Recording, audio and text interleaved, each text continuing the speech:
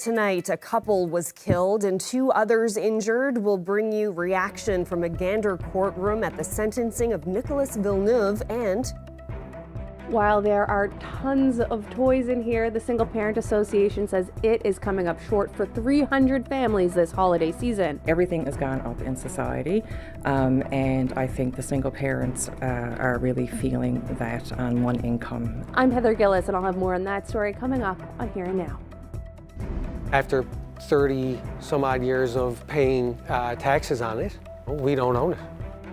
And experts speculate thousands are in the same situation. The province unveils a new tool to solve Crown land confusion.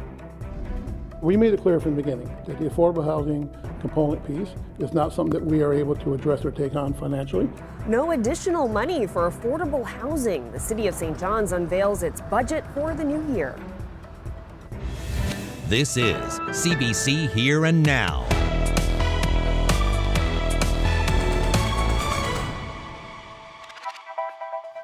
Good evening and welcome to Here and Now. We begin tonight in Gander, where the provincial court has handed down a 6-year sentence, followed by a 7-year driving ban to convicted drunk driver Nicolas Villeneuve.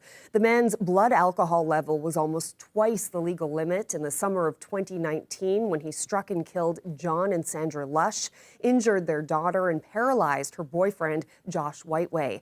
The CBC's Leanne Power has reaction. Josh Whiteway's friends and family came to support him in court as the man who paralyzed him was sentenced. Nicolas Villeneuve was just 20 at the time of the accident, which the judge took into account. However, she said the consequences of the accident were so horrific, she decided to go with the maximum sentence recommended by the Crown. Whiteway has mixed feelings about the length of the sentence. 6 years isn't a long time. I'd like to see more. And especially going forward, I mean, we see so many instances where impaired driving is ruining people's lives. He says he feels like he now has some kind of closure after the devastation of the accident, but he thinks it will be a long time before he can forgive Villeneuve. Forgiveness is a strange thing to think about. How can you forgive someone for killing 2 people that you loved? I do hope that he has learned. Whiteway says he still considers himself lucky because he's alive, and that his story could have had a very different ending. Leanne Power, CBC News, Gander.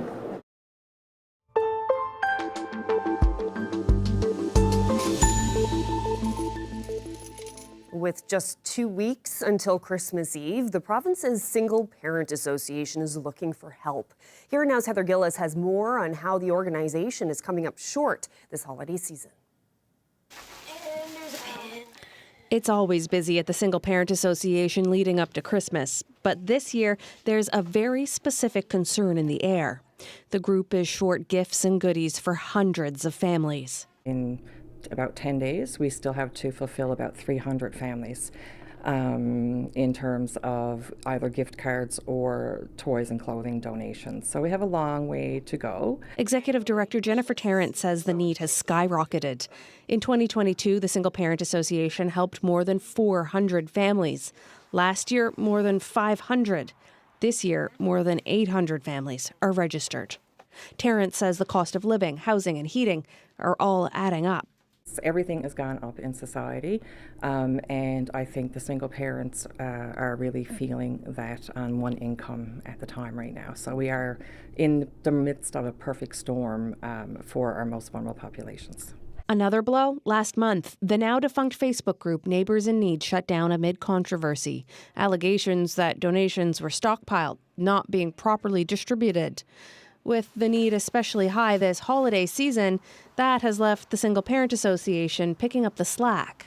I don't think a lot of folks are aware of how drastic and how severe some single parents are finding this Christmas season. The busy volunteers here are packing up bags full of donations from private and corporate sponsors. Gifts, Tarrant says, are deeply appreciated.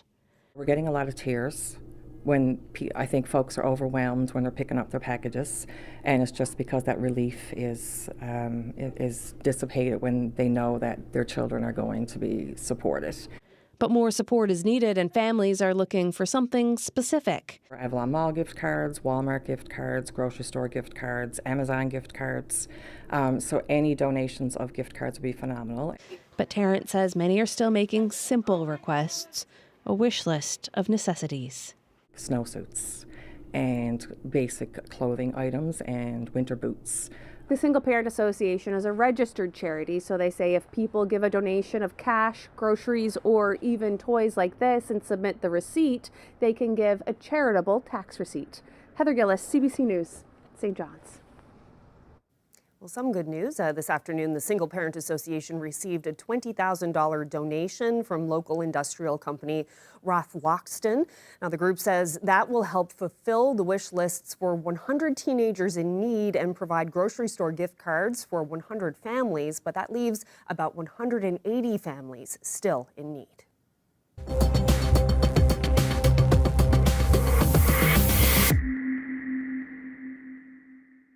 More money for Metrobus and clearing city sidewalks, but no movement on increasing the number of affordable housing units. The City of St. John's says its 2025 budget is all about holding the line. Here now's Jessica Singer has the details. The City of St. John's released its budget for the new year. Here are some of the highlights. The residential mill rate is holding steady. That means homeowners, your property taxes will not be going up. Same goes for the commercial mill rate. Residents will pay more for water in 2025.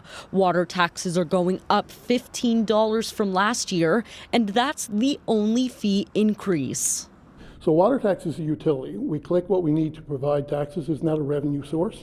With a budget of just over $349 million, this year's budget is up by 1.5%. The city says 2025 is all about holding the line, with no cuts to programs or services, but no growth for affordable housing either. Affordable housing was considered the top community issue in the city's latest satisfaction survey, but there won't be any more money to create new units. Instead, Ellsworth says the city is relying on the private market. So we made it clear from the beginning that the affordable housing component piece is not something that we are able to address or take on financially. The city is reducing its grant to St. John's Sports and Entertainment by more than $700,000, citing a boost in business at the Mary Browns and convention centers. Instead, it's investing in an agency called Advantage St. John's, together with Paradise and CBS, all about getting more people to live, study, and work in the region. Another investment, Metrobus, to the tune of $600,000 for things like service enhancements and improvements to hybrid buses. This after the city reduced funding by over $1 million in its last budget because of increased ridership. Sticking to the roads, a couple $1 million will go towards sidewalk snow clearing. Most of that money will be used for 6 new sidewalk tractors and the rest for staffing. But the city says you won't see those improvements this season. Those are coming next winter. Jessica Singer, CBC News, St. John's. Well, meantime, neighboring Mount Pearl has passed its $58.9 million budget for the new year. Like in St. John's, the mill rate will stay unchanged for residents and businesses, and there will be no changes to water, sewer, or waste disposal fees. Road maintenance funding is getting a 20% boost, with more than $1 million for repairs and line painting. More than $2 million is going towards renewing the city's fleet, including 2 new garbage trucks. The city will also invest in increased safety along its part of the trailway by installing new lights. A new online application is meant to clear up any confusion around Crown land disputes. This after the system got a failing report card from the province's Auditor General. Here now's Layla Baudouin brings us up to speed.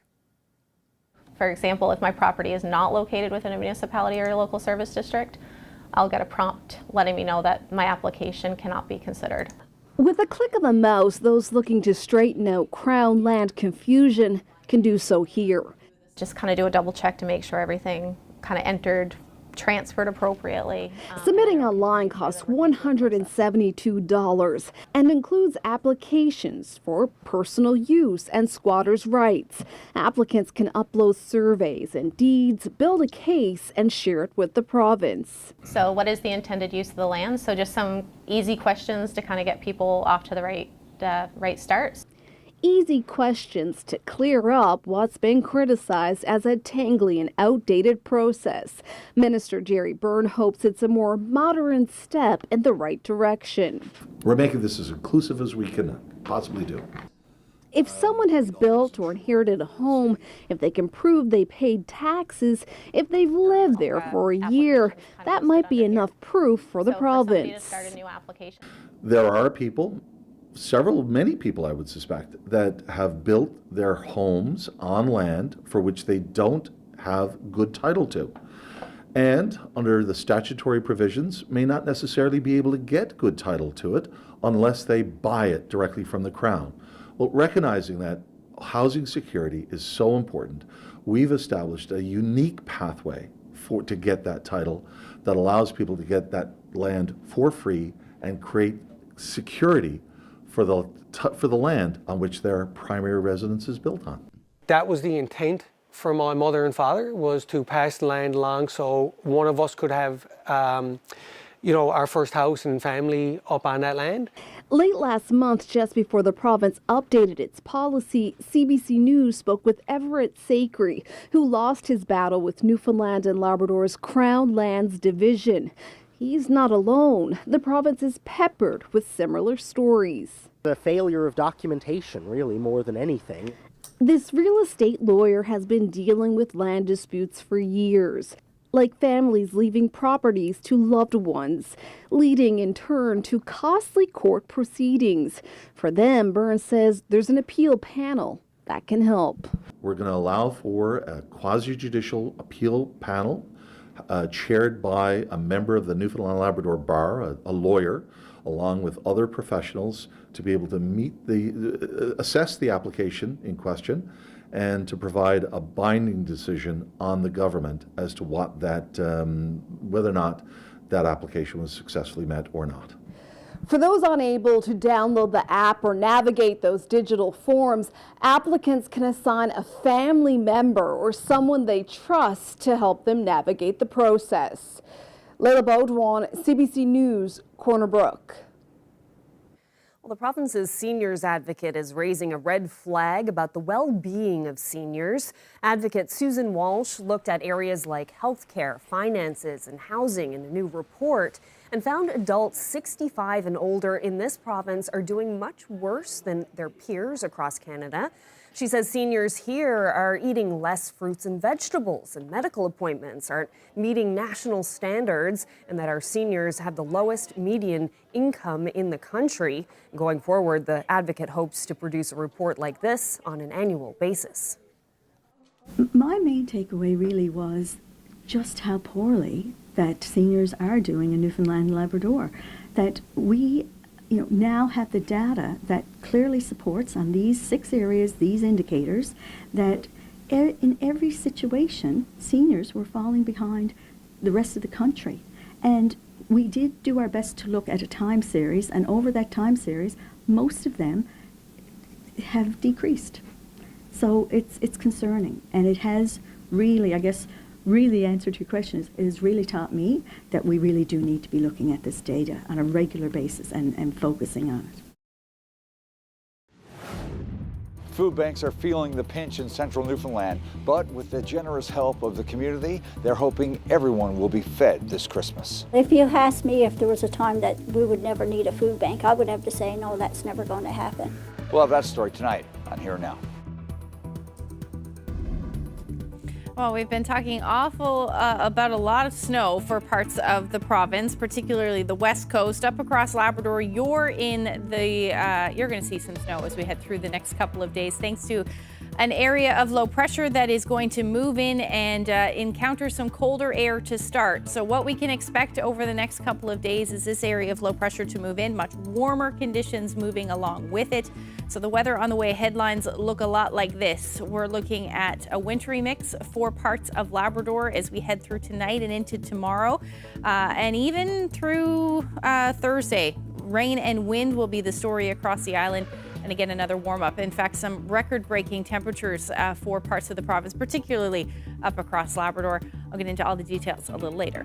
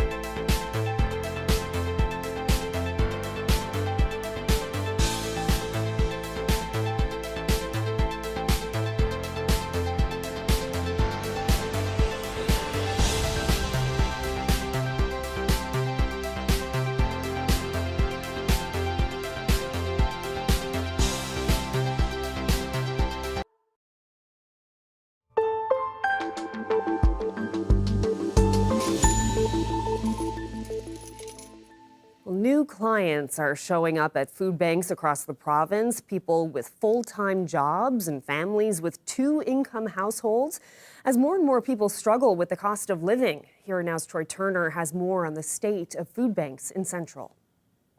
Food banks are feeling the pressure of the season, and this year it's especially high. But generous donors and a healthy team of volunteers are keeping people fed in central Newfoundland. Gander area is a really excellent area for fundraising. We normally get what we ask for. We get all kinds of donations coming every day into the food bank. This year is going to be demand even with the increase in donations, just because the cost of everything has gone to the roof. If the economy is bad, we're going to have more stress with regards to supplying food. But we have not run out of food. We've gone low, but we've never, and so because we have extra money that we're able to buy food, it never gets to that point where we can't supply. I won't say we're struggling, but we're keeping up. The people that's coming is not necessarily people that have no income. It's people that, you know, maybe 2 incomes in the family, but they just can't make ends meet anymore. A rising price in groceries means a rising demand in Grand Falls, Windsor.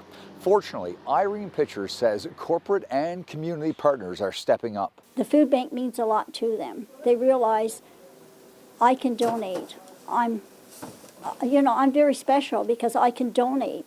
There are a lot of people out there that can't, that would love to donate, but they can't because they just can't afford to. When donations start slowing in Twillingate, the Salvation Army steps in to help stock the shelves. We'll collect somewhere around $8,000 to $10,000, which will help us to buy food during the year. So if you look around, you see some items that's on the shelf. Some is donated by people in the community, which we have a lot of support from. Plus, they also give us monetary funds as well. With the rising cost of living, Stan Higdon recognizes that many are struggling. The dollar's not going as far, so they're depending on the food bank to give that extra help to them. And we're welcome to anybody in the community who feel that they want to come and be, who find it difficult to come and just register with us, and we'll be so happy to help them. And it doesn't matter who you are, what church you belong to. It's a community venture that we're into, and we want to help everybody in the community. And it's the community itself that keeps the food bank afloat. We don't get any type of government funding, so all our funds come from the local community. And people only can give so much. Everybody's hurting, regardless of income. We see a big increase, of course, this time of the year around the Christmas season. We're seeing a lot more people than we did in the last year. We're well over we're averaging around 180, 200 people a month. Now we're seeing well over in the 300 plus. Gander's food bank is in the midst of an accreditation process. Food Bank Canada is rolling out regular standards for all food banks. There's 170-something standards we have to meet. We meet most of them to a certain degree, but my job is to make sure we meet them all the way. And I'm working with a consultant in St. John's, and we're working together to make sure that the Gander Area Food Bank will meet all those standards, and I assure you they will. We've changed a certain way we present the food to our clients now.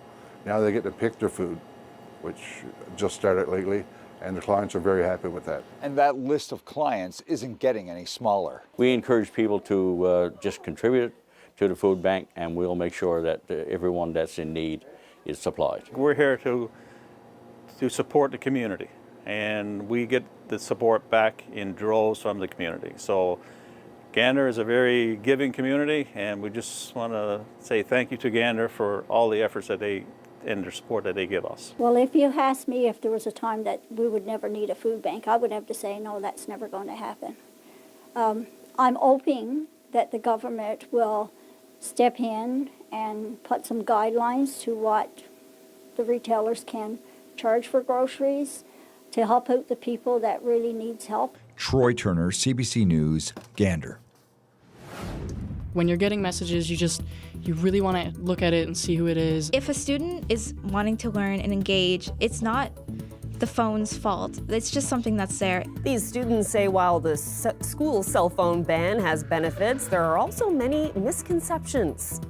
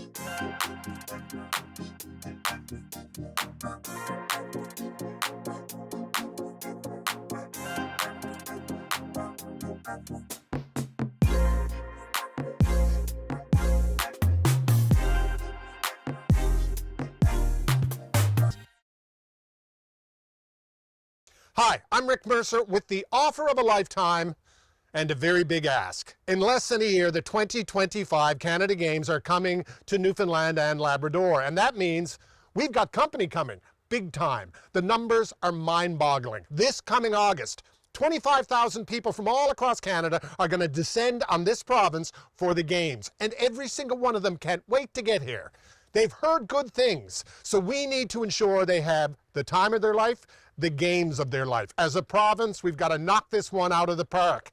So here's the ask. We need you to represent Team Newfoundland and Labrador at the Games. We need 5,000 volunteers, all ages, all skills. You would not believe the jobs that need to be filled, the experience you will get, the friends you will make. To make these games work, there are so many moving pieces, but the most important piece, the final piece, the mission-critical piece is you. Visit the website, join the team.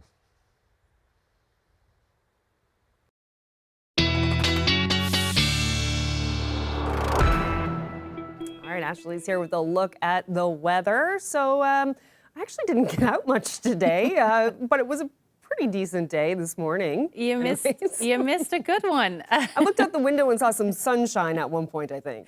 And that's all that matters. Yeah, we saw some sunshine today, some cooler temperatures as well out there this afternoon, and temperatures are going to drop a little bit more as we head through tonight. Let's take a look at what's going on out there across the province. We're sitting at a ridge of high pressure. That's why we saw such a lovely day today. But clouds are on the increase now and will continue to do so as we head through the overnight tonight. And if I zoom out a little bit and add the temperatures in there, at least the contour temperatures, you can see the cooler the temperatures, well, blue and purple, I guess, and that is what's happening up across Labrador. Some of those colder temperatures affecting the island as well.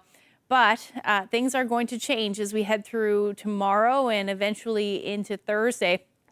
This is kind of what is going to be our weather maker. This area of low pressure is going to head up the eastern seaboard and strengthen as it heads our way, and it's going to bring some really mild temperatures as we head through Thursday. Until we get there, though, there is a little bit of messy weather to get through, and that will be the story up across Labrador. Environment Canada has a special weather statement in effect for all of Labrador right now. Temperatures are cool, on the cool side for you. So what starts with this system will start as snow. So right now you're sitting at about -17 in Churchill Falls. Temperatures across the island too below zero for most of us, with the exception of some areas along the south coast, Argentia being one of them at +1. Burgeo's hovering around the 0 degree mark, and right now Port aux Basques at -1. That is going to change as we head through tonight as that next system moves in, and it will bring some milder air with it. So right now we're just seeing those clouds. There are a few flurries just offshore right now for the west coast. That will continue tonight. That potential will continue tonight. And then we can see just in behind this now some of the messy weather over Nova Scotia and parts of PEI as well as New Brunswick. So that what does fall tonight, especially across the island, isn't going to be anything super significant, but it'll just be a little bit of a wintry mix. So by the time we get through to the overnight period, we may see a few flurries starting. That should quickly change over to either ice pellets, maybe a little bit of freezing rain, depending on the temperature. But it will, like I said, will not amount to much, and that will change over to rain as the temperatures warm up towards the morning. Then we'll start to see some snow move in for Lab West. Now note those purple colors and the pink there. That is either ice pellets or the potential for some freezing rain. But like I said, as the system continues to track north, temperatures are really going to warm up. But it is going to be chilly tonight, -3 to even low-lying areas through central may see those temperatures dipping into the minus double digits. Light winds for now. Up across Labrador, -teens, -11 to -17 will be your overnight low. And then as the day goes on, the precipitation will actually let up. We're not going to see anything significant across the island through the day tomorrow, but we will see milder temperatures move in until more of that system moves in. But for Labrador, you're looking at snow to start tomorrow. Then we get into the potential for this. It will change over through ice pellets, eventually to freezing rain. And some areas may see several hours of freezing rain through the overnight period on Thursday. Into Thursday, before that changes over to rain. We're going to see that big push of mild air move up across Labrador as well as the island. In fact, some areas could see you'll likely see record-breaking temperatures, especially in the west, for your Thursday afternoon. As far as snowfall amounts go, nothing too significant across the island. Like I said, maybe a trace, but Lab West, you may pick up somewhere between 5 to 10 centimeters by the time that's all said and done. Same thing for the North Coast. But the freezing rain, we may see some freezing rain warnings issued through the overnight and into early Thursday. Some areas may see upwards of about 5 to 10 millimeters of freezing rain. But the good news is, as the temperatures warm up, that really shouldn't mess with anything too much. Just overall daytime highs tomorrow are starting to warm up. On the plus side, the mercury between 5 to about 7 degrees across the island. A little cooler, though, for the northern peninsula. Winds will pick up a little bit out of the southeast, somewhere between 40 to 50 kilometers per hour. Labrador, your temperatures are starting to warm up. Still early, though, but between 3 to 7 degrees, -3 to -7, rather. But like I said, double digits on tap for your Thursday. I'll get into all of that in the long-range forecast a little later. Thank you, Ashley. Well, residents of St. Brendan's will have heat this holiday season. North Atlantic had announced it would be ending its deliveries to residential customers, but the mayor tells CBC the company will extend its service for another 6 months. Mayor Bill Broderick says he still doesn't understand the decision because North Atlantic is not canceling its service to the community's school, post office, and ferry.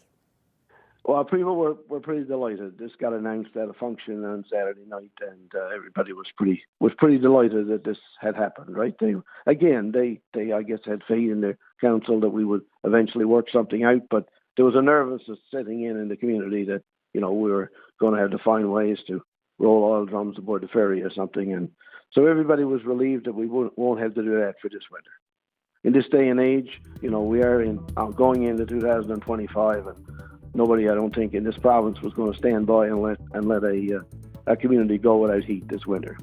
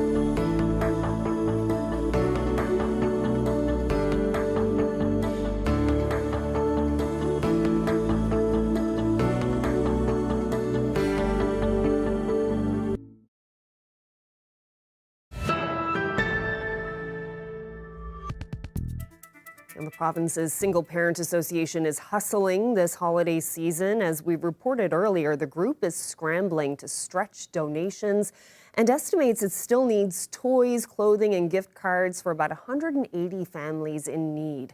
The group supports people right across Newfoundland and Labrador. Our Heather Gillis visited earlier today to learn more.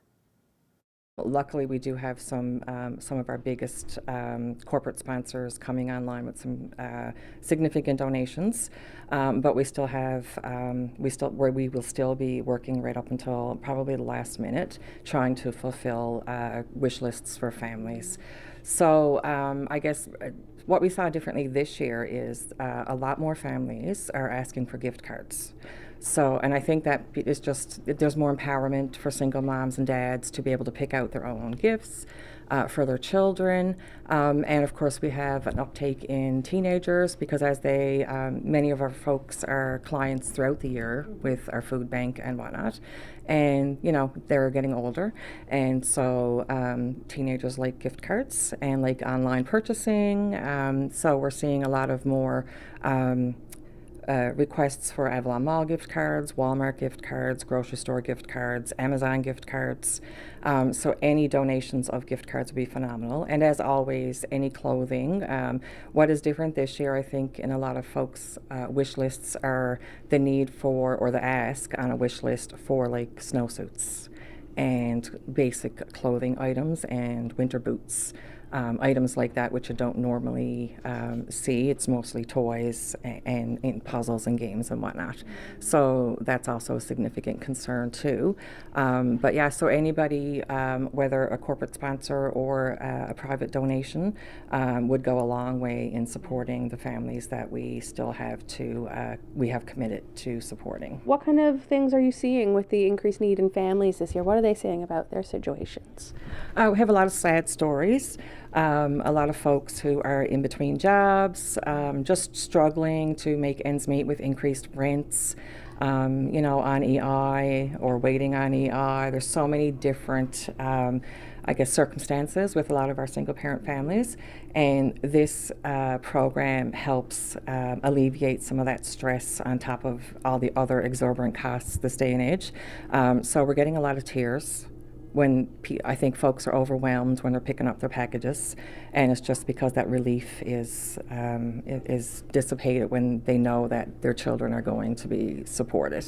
And of course that, you know, we're overwhelmed too, because the more single parent families that we can support, you know, we'll be here right up until the end trying to support as many as we can. There was a situation with Neighbors in Need earlier this year. Did that increase the number of families that you need to help this year? It did, yeah. There were a lot of families that were registered under that group, and so we have taken on many that were, you know, already spoken for, but because they closed down, we had to take them on as well. Yes, yeah. I don't think a lot of folks are aware of how drastic and how severe some single parents are finding this Christmas season, throughout the year really, but Christmas season's always those extra expenses. So if you have it in your heart, please donate in any way you can, or even volunteer, because with such a small amount of folks here, it's a lot of work for us. And if you can come in and donate your time even. But any cash, any toys, any gift cards, we'd be welcome to accept them.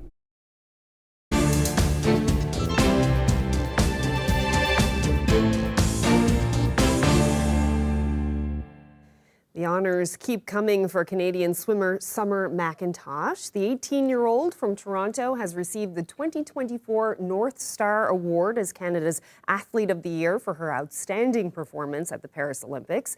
She won 3 gold medals and a silver at the Summer Games, and McIntosh has also set a new world record at the World Aquatics Championships in Hungary. And we're underway in the women's 400-meter freestyle.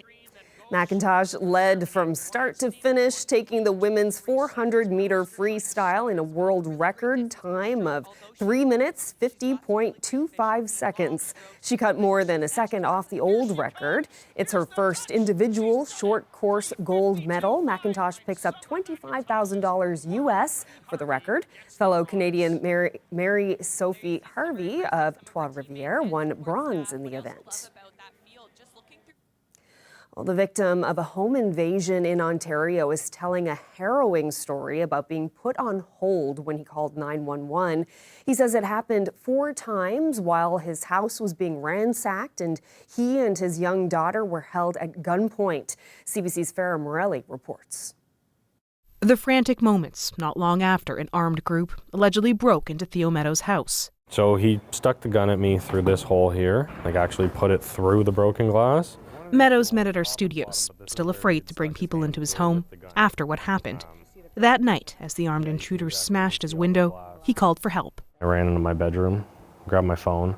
That was when I called 911 for the first time. And as soon as I put the call through, I got a please hold. It was like a pre-recorded ringtone sort of thing. So it was just, or OPP, please hold. Meadows says he tried calling 911 twice more while the intruders were still in his home. Each time, he says, the same hold message. Meanwhile, the situation became even more frightening. As I'm telling them where they can go to the closet to find anything valuable, my 5-year-old daughter opens her door and she comes out of her room in her nightgown, just rubbing her eyes. And this guy takes the gun off of me and puts the gun right up to her head. It was kind of the most desperate, helpless feeling I've ever had. That's kind of the only way to describe it. And the guy was standing right about here. The whole ordeal, he says, over in minutes. Meadows says it wasn't until his 4th 911 call, after the group had left, that someone answered. At this point, I've kind of completely given up on police response coming to help us, because it's everything's done. Emergency? Do you need police, ambulance, or fire? CBC News has reported extensively on 911 wait times in the city of Toronto, where Meadows lives, is patrolled by Ontario Provincial Police, where 911 calls go to 4 call centres province-wide. In a statement, the OPP said it couldn't comment on this case as it's an active investigation. When it comes to call centre staffing, it also wouldn't say anything, citing officer and public safety purposes. But it maintains that of the more than 1 million 911 calls it received last year, 75% were answered within 14 seconds.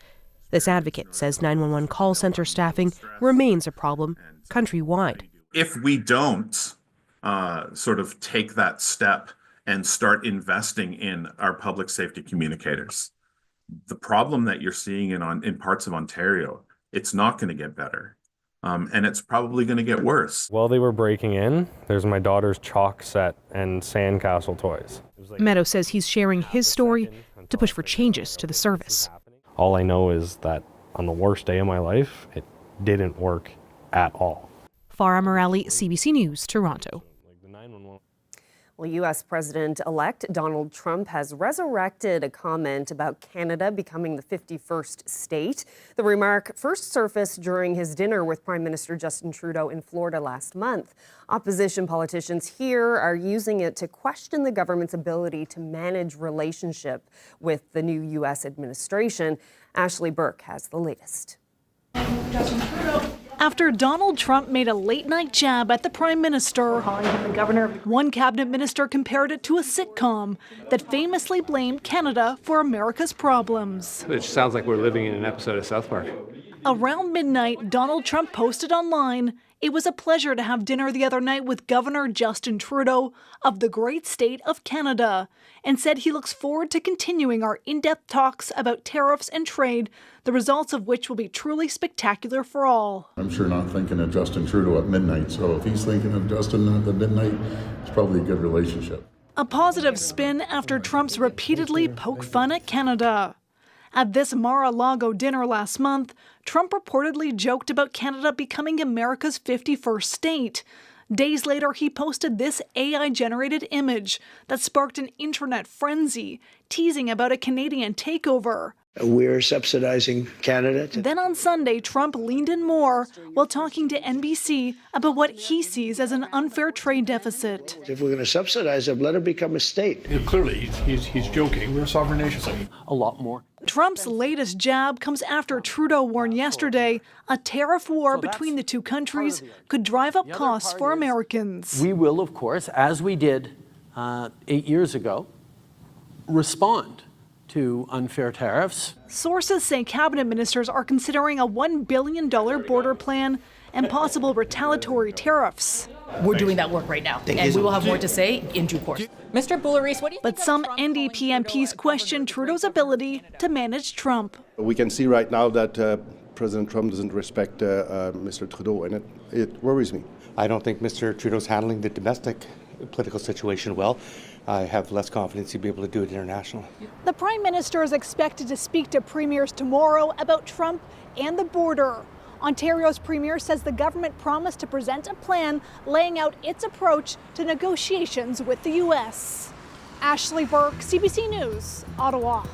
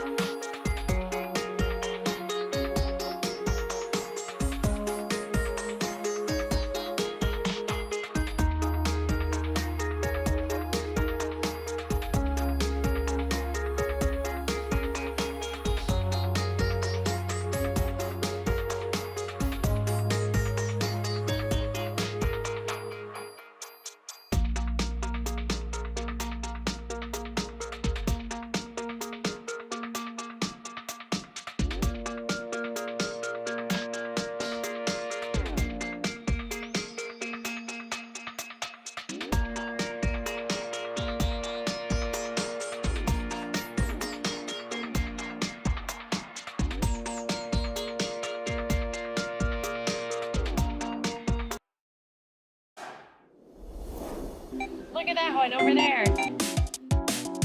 Is this good? Yeah, a little bit more. That felt good. Therapeutic almost. There's a wrestling ring down there. What's that about? This is wild.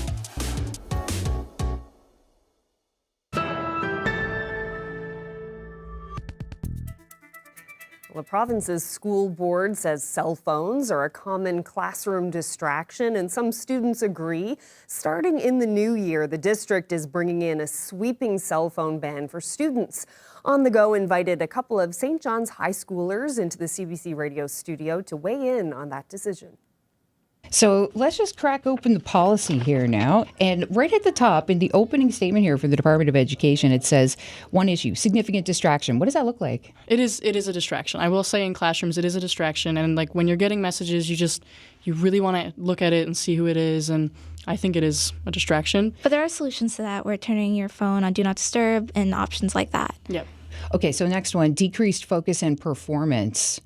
Like what does that look like? So in classrooms, the assumption is that phones are constantly distracting, which it can be a factor, but if a student is wanting to learn and engage, it's not the phone's fault. It's just something that's there. If a student wants to engage, they will engage.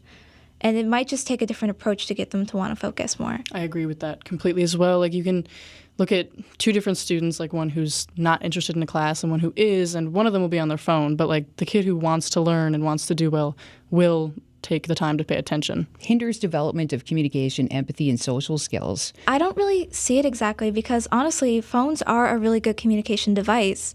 And without them, there would be a lot less communication, especially just generally you'd be kind of cut down to just people who are in your school, and you wouldn't be able to expand to how many people you're able to talk to and communicate with surrounding communities and things like that. Right. They also say catalyst for cyberbullying. If using electronics like phones during lunchtime is promoting cyberbullying, taking them away is not going to stop the bullying. It's just going to, not make it cyber. Like negative impacts to mental health, increased anxiety and depression. Like, are these conversations that are had? Like, are you getting the why and the how? They haven't.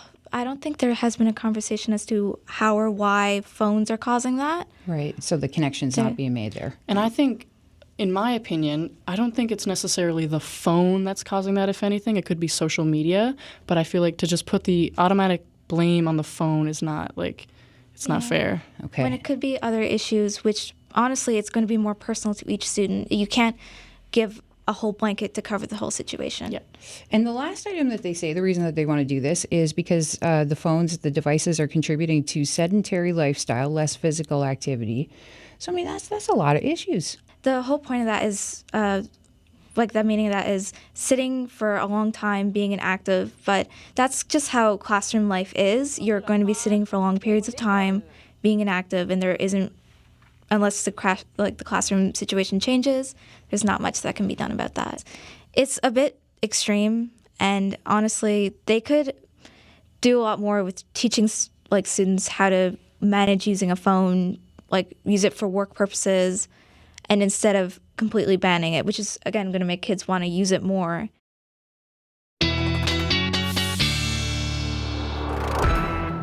A nice, thoughtful conversation there, and I'm excited about the little warm-up that's coming in a couple of days, at least here in the east. Yeah, well, all across the province, we are going to see some warm temperatures. So where you had snow, you may not have a whole lot of it as we head towards the end of the week. Let's take a look at what's going on. So this area of low pressure, that it's going to be kind of a 2-day event. So we'll see things warming up tomorrow across the island, wintry mix up across Labrador. Through the overnight and into Thursday morning, you're going to be dealing with some freezing rain for parts of Labrador as well. And then eventually, as this warm air pushes further north, you're going to see up across the Lab West through central, well, really all across Labrador, your temperatures will be well above seasonable, potentially record-breaking for parts of the province as well. Lab West, you will break your record for Thursday. But most of the action is up across Labrador. As we head through the afternoon, things might start to fill in a little bit across the island. We'll see some periods of rain develop late in the day. Winds should be below warning criteria for most, but we could be talking about wind gusts between 60 to 80 kilometers per hour through the day on Thursday. The other thing to note with this system in behind that, we get some colder air moving in for Thursday night. So although your temperatures will start around 9 degrees for Lab City, your temperatures are going to plummet as we head into the overnight. Well, even in the afternoon and then into the overnight down to the minus teens. So be prepared for some flash freeze potential there. Other than that, between 8 to 13 degrees pretty much across the Big Land, and temperatures same thing across the island. 8 to 13 degrees will be the daytime highs right across the board. And then as we head into Friday, things will really change, especially with those temperatures. The potential for some onshore flurries will develop again for the west coast, likely replenishing some of that snow that you will have lost from this system. But take a look at those temperatures. So down to minus 12 for Lab City is your daytime high on Friday. The rest of Labrador will sit between minus 1 and minus 5. And then the island still taking its time to cool down. In the east, you'll be hovering around 6 degrees in St. John's, 3 or 4 through central and the west coast. You'll be hovering around the 0 degree mark. Now, the long range forecast after Friday, temperatures will drop back down, so between 0 and about +1 through the weekend. Some sunshine, some flurries, but nice weekend to get some stuff done. Christmas shopping, if you have any. We may see that's both are supposed to be flurries, not showers there on that graphic. But for central Newfoundland, you're looking at a similar forecast. Western Newfoundland more by the way of onshore flurries. And then Labrador cooling back down to the minus teens in the west for the weekend. Our weather photo of the day in Millertown Junction. This is the moon. I know it looks like a daytime shot, but it is the moon. Really? I know, very bright. Thank you so much to Nelson for that photo. And if you have any weather photos, send them to nlphotos@cbc.ca. But the shadows, I it's know. amazing. It's incredible. That is a great shot. Thank you so much for that. And you're right, like right across the province, temperatures going up and then dropping down so cold. Yep. My goodness, in Labrador. Yeah, hopefully things don't turn into an icy mess, but it's inevitable. Yeah. Winter. Winter. All right, well, that's it for us. Thank you so much for joining us. Hope you have a great night. Good night.